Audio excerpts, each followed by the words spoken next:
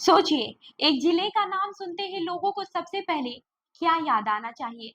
वहां की संस्कृत, खाना या कोई मशहूर जगह, है ना? लेकिन राजस्थान का एक ऐसा जिला है जो इन सब वजहों से नहीं बल्कि पेपर लीक माफियाओं के गढ़ के तौर पर बदनाम हो चुका है। हाल ही में शिक्षा विभाग ने एक ऐसी लिस्ट एसओजी को सौंपी है जिसने फिर से इस जिले का नाम सुर्खियों में ला दिया है। बात हो रही है जालौर की। नमस्कार, मैं हूँ रूबी सिंह और आप देख रहे हैं जयपुर एक्सप्लोर मैगजीन का डिजिटल प्लेटफॉर्म। बता दें कि राजस्थान में पिछले 5 साल की शिक्षक भर्तियों की जांच में बड़ा धमाका हुआ है। शिक्षा विभाग ने स्पेशल ऑपरेशंस ग्रुप यानी कि एसओजी को 123 शिक्षकों की लिस्ट दी है। आरोप ये है कि इन लोगों ने साल 2018 और 2019 की रीट परीक्षा में गड़बड़ी करके नौकरी हासिल की।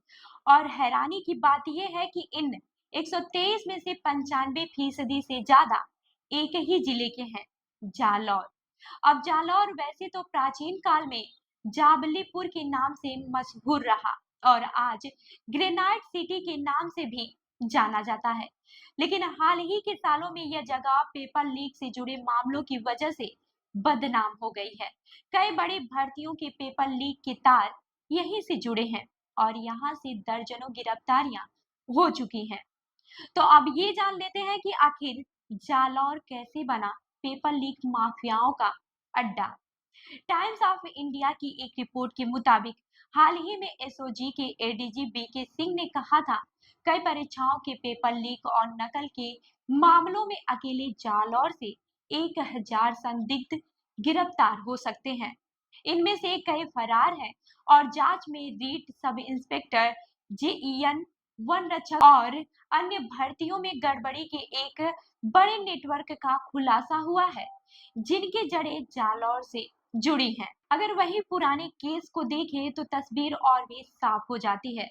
साल 2014 में जालौर में ही बीएसटीसी का पेपर लीक हुआ था। साल 2022 में रीट एग्जाम 2021 के पेपर लीक केस में जालौर से कई गिरफ्तारियां हुई जिनमें से एक पत्रकार भी शामिल था। वहीं साल 2023 में सेकेंड ग्रेड टीचर परीक्षा लीक केस में कुख्यात नाम भूपेंद्र सारण और सुरेश ढाका सामने आए। दोनों जालौर के ही हैं और इन पर इनाम तक रखा गया था। वहीं साल 2024 में जालौर की संजू उर्फ सड़गी पटेल नाम की युवती को गिरफ्तार किया जिसने आरएएस और एसआई पद का झांसा देकर 54 लाख से ज्यादा ठग लिए। इसी साल एक ड्रग तस्कर को भी 5 साल की सजा मिली जिसने अपने बेटे और बेटी के लिए एसआई भर्ती परीक्षा का लीक पेपर खरीदा था। और अब शिक्षा विभाग ने जो 123 संदिग्ध शिक्षकों की लिस्ट एसओजी को सौंपी है उनमें से ज्यादातर जालौर से हैं। ये सारे नाम फिर से जिले को कटघरे में खड़ा कर देते हैं। इतना ही नहीं, जालौर का नाम अब राजनीति में भी खूब उछलने लगा है। विपक्ष और सत्ता पक्ष दोनों ही पेपर लीक के मुद्दे पर एक दूसरे को घेरते समय जालौर का उदाहरण जरूर देते हैं। ये नाम अब सिर्फ एक भौगोलिक पहचान नहीं रहा बल्कि एक सिंबल बन गया है भ्रष्टाचार और शिक्षा में गड़बड़ी का। तो ये सवाल है कि क्या जालौर का ये टैग कभी हट पाएगा?